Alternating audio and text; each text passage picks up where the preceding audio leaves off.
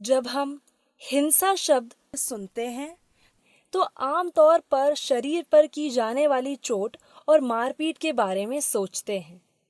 प्राय हम इसी को हिंसा समझते हैं, किंतु हिंसा के अन्य प्रकार भी हैं, जिनमें शारीरिक, मानसिक और आर्थिक एवं लैंगिक हिंसा भी शामिल है।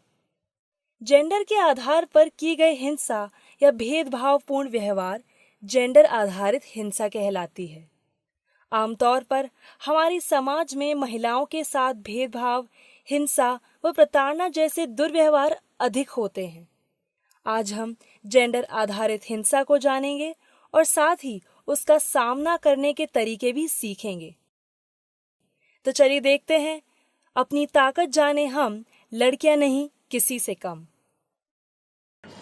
तुम चलो, मैं सरिता को आयरन की गोलियां देकर आती हूँ। जी दीदी, जल्दी से आना। सच कह रही हो? कौन थे छेड़ने वाले लड़के? उनकी इतनी हिम्मत? नाम बता जरा। पता नहीं कौन थे, पर अपने गांव के नहीं थे। काकी वो साइकिल लेकर स्कूल के रास्ते पर खड़े हो जाते हैं। कभी सीटी बजाते हैं तो कभी गाने गाते हैं। तुमको कैसे पता चला? हम स्कूल ना आने वाली लड़कियों के घर जा रहे हैं, उन्हें समझाने, उनसे ही पता चला। भला हो तुम्हारा जो यहाँ आई, पर ये समस्या तो बहुत गंभीर है। कई लड़कियों ने इसी कारण स्कूल आना बंद कर दिया। क्या हुआ? कौन सी गंभीर समस्या आन पड़ी काकी? गांव की लड़कियों और औरतों के साथ हिंसा क्या गंभीर समस्या नहीं? उधर दीपा परेशान, इधर ये। अरे काकी, समस्या है तो उसका हल भी होगा। बताओ क्या हुआ दीपा के घर? उसका पति आए दिन पीटता है। कितनी बार समझाया, पर कल कल क्या हुआ? हमें तो पता ही नहीं। कल रात दीपा के भाई आए थे।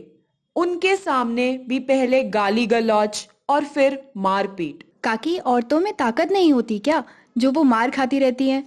नहीं निशा, औरतें सहने की आदत डाल लेती हैं। यही समझाया दीपा को। सहो नहीं, कहो। मदद के लिए आवाज उठाओ। कोई हमारी भी तो मदद करे। उन बिगड़े लड़कों का क्या करें? कौन से लड़के? दीदी, पास के गांव के लड़के हैं, रास्ते में रोककर छेड़ते हैं। मैं तो कहती हूँ तुम भी अपनी ताकत दिखाओ। चुप रहने से काम नहीं चलेगा। वो तो हमसे बड़ी ताकतवर हैं। फिर लड़ाई ताकत से नहीं, दिमाग से जीती जाती है। और फिर हम सब तुम्हारे साथ हैं। इस पर भी ना माने तो शिकायत करेंगे उनकी, फिर कानून करेगा अपना काम। दीपा को भी बताएंगे, घरेलू हिंसा रोकने के लिए कानून है। सशक्तिकरण अधिकारी गांव में आते हैं, वे बताते हैं सब कानूनों के बारे में। तब तो वो उन लड़कों को भी सबक सिखाएंगे। ना, उन्हें तो तुम ही सबक सिखाओगी। हम उन्हें रंगे हाथों पकड़ेंगे। और यदि कुछ ऊंच नीच हो गई तो? अरे छेड़े तो डरना मत, हिम्मत से काम लेना। लड़कियां किसी से कम नहीं है। हिंसा से डरना नहीं, उसका सामना करना है। समझ गई ना?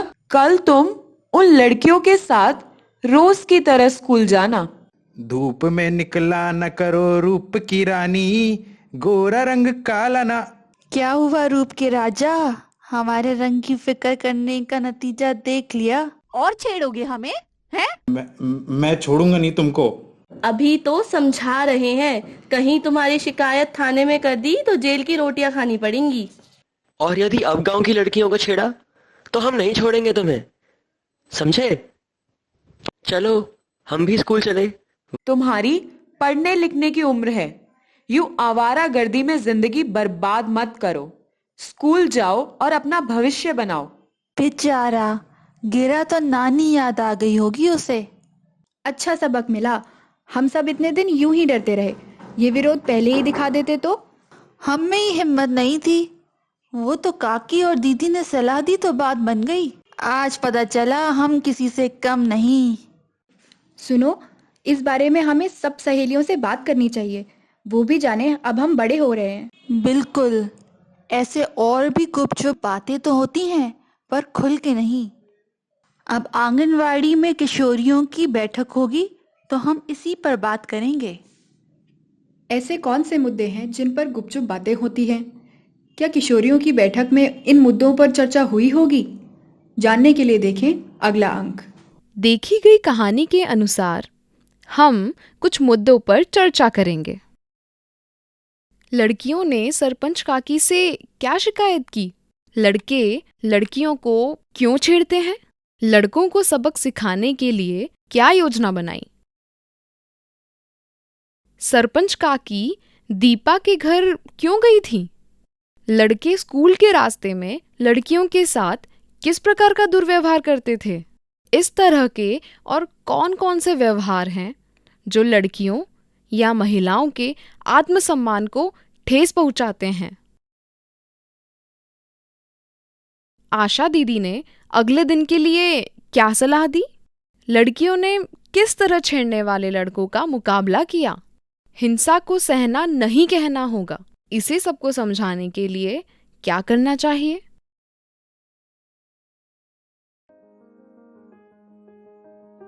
लिंग आधारित हिंसा। जेंडर के आधार पर की गई हिंसा या भेदभावपूर्ण व्यवहार जेंडर आधारित हिंसा कहलाती है।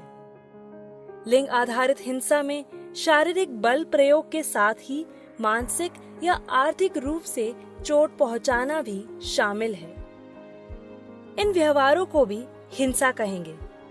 धक्का देना, थप्पड़ मारना, हाथ उठाना, शारीरिक यौन संबंधी क्रिया करने के लिए दबाव डालना, ताने कसना, असहज महसूस कराना, गाली देना, अपशब्द कहना, डराना, धमकाना, महिला के निर्णय, आने जाने, कार्यों पर काबू रखना, रंग रूप, शारीरिक दोष, पारिवारिक स्थिति आदि पर ताने देना आदि हिंसा में आते हैं।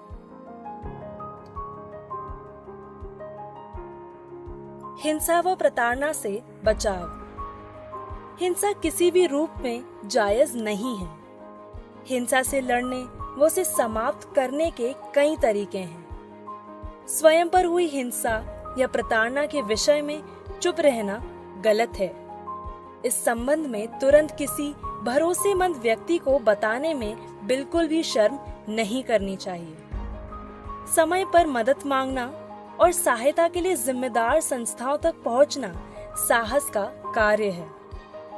हम सभी में हिंसा के खिलाफ लड़ने की शक्ति है और जरूरत होने पर हमें इस शक्ति का उपयोग करना चाहिए। कुछ संस्थाएं हैं जो हिंसा से लड़ने में आपकी मदद कर सकती हैं। चाइल्ड लाइन, महिला एवं बाल विकास विभाग, प्रत्येक थाने के बाल कल्याण अधिकारी, राष्ट्रीय बाल अधिकार आयोग, बालक न्यायालय, किशोर न्यायिक बोर्ड, परिवार परामर्श केंद्र आदि।